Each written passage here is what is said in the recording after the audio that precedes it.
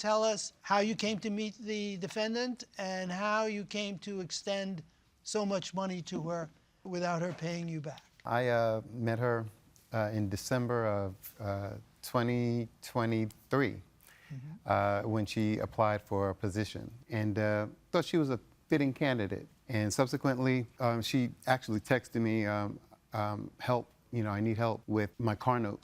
Somehow you were fired from this position. In 2024, and yes. Do you know why you were fired? She made a comment to coworkers that she thought I was a sugar daddy. Both of you have submitted the text exchanges between the two of you, and it does indicate that even before you began to work at this agency, you asked the plaintiff for money for rent, for car repairs? Yes.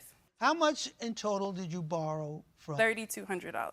You acknowledge that they were loans. Yes, and I expected to pay him back. How much of those $3,200 did you pay back? I paid him, if you go to Exhibit B, the remaining balance of what I owed him was $25.30. Because you could not afford to pay him, you said that he was pestering you. He called me from another number that I don't have the record of in my phone anymore, but he did call me from another number questioning me when I was going to be able to pay him back. He did send me Cash App requests, and I declined the Cash App request. What was wrong with that? I didn't have it, and I kept communicating to him via phone that I would be able to give him what I could afford. Is that correct? Did you harass her in any way?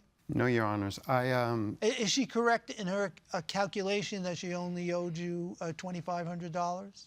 No, Your Honor. Did you have ulterior motives? No, Your Honors. If I make an agreement with someone, I don't pester anyone like, she texted me. I usually take it to court to have Your Honors do my bidding because life is short, and I like helping, Tell me, what did you give her money for? I lent her money because she said she was hungry. She said our car didn't work, and I know she was starting the job that we hired her for, and she was about to get kicked out. She said she's behind in her rent, so I lent her the money, knowing that she would be starting with the... Did she make some payments to you? She did, Your Honor. She paid me $300 once, another $250 another time, and I think $100 after that. You took her to lunch? Oh, never went to lunch with her by ourselves. I took out the co-workers each time. You were never alone? No. You didn't indicate that?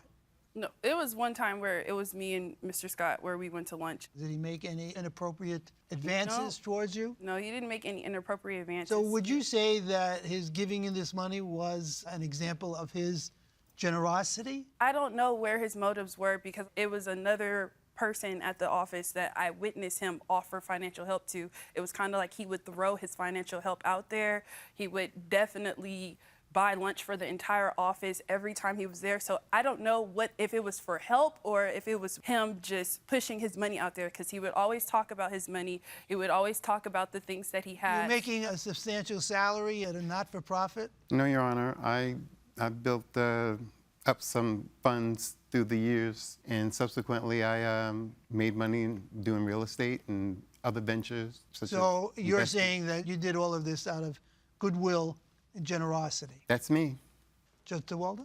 Mr. Scott, in the text, you said something about, I'll never go broke as long as you owe me. I mean, she was in the thousands at that point. Why did you feel so obligated in helping someone who was an adult? First of all, I don't feel obligated to do anything.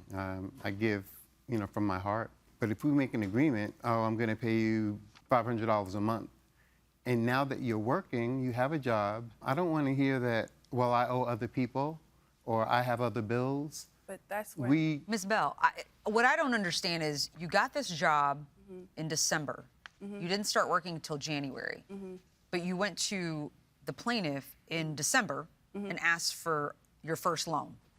Why? The whole conversation of money and me being behind was me basically just venting to him, like, I need to start this job in December. I can't wait till January to start. I'm close to eviction right now.